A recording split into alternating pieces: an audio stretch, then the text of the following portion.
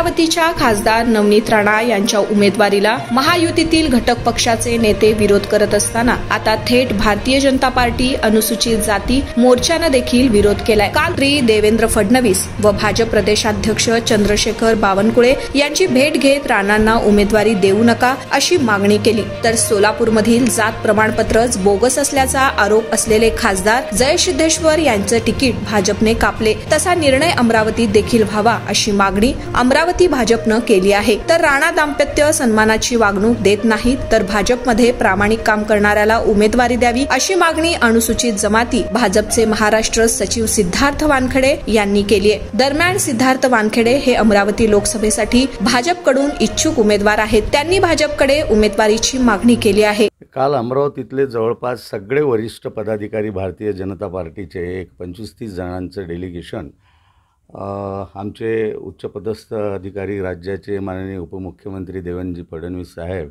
आणि आमच्या प्रदेश अध्यक्ष माननीय बावनकुळे साहेब यांची भेट घेतली आणि अमरावतीमधील भारतीय जनता पार्टीच्या कार्यकर्त्याच्या, अमरावतीमधील जनतेच्या आणि अमरावतीमधल्या सगळ्या पदाधिकाऱ्यांच्या भावना त्यांना सांगितल्या की जे नाव चर्चेत आहे, जे लोक सगळे म्हणत आहेत की त्या राणांचा कसा विरोध आहे, अशा प्रकारे पद्धतशीरपणे त्यांनी सांगितलं।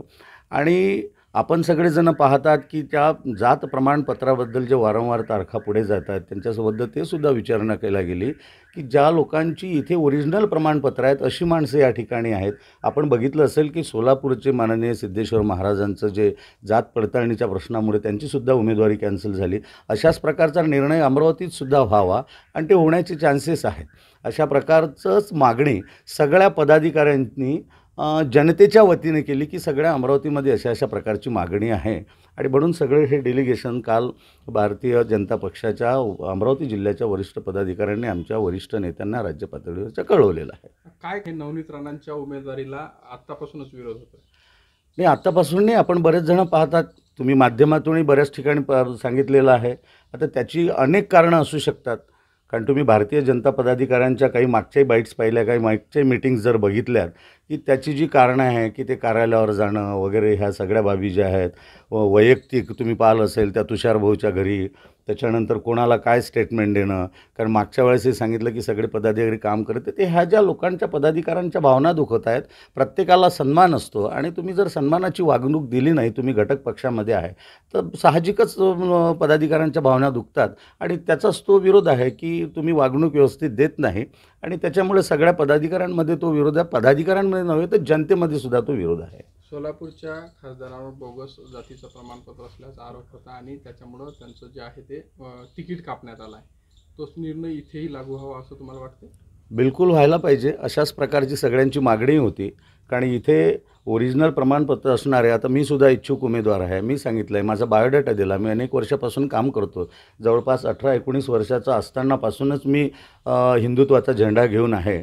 आपल्याला माहीत आहे की शिवसेनेमध्ये बऱ्याच दिवस 20-22 वर्ष काम केलीत आणि आता भारतीय जनता पार्टीमध्ये सुद्धा आहे, तर मी आणि माझ्यासारखी बरेच उमेदवार इथे आहेत आणि कार्यकर्त्यांमधली आहेत आणि आमचं संघटन फार मजबूत आहे। तुम्हाला माहीत आहे की इथे सगळी जी ताकद आहे ते BJPचीच ताकद आहे, कारण आमचे जे 1975 बूथ या लोकसभा मतदारसंघातील प्रत्येक ठिकाणी 10 कार्यकर्ते आणि 20-50 प्रमुख असं एकेका ठिकाणी 30-30 जणांचं संघटन आहे।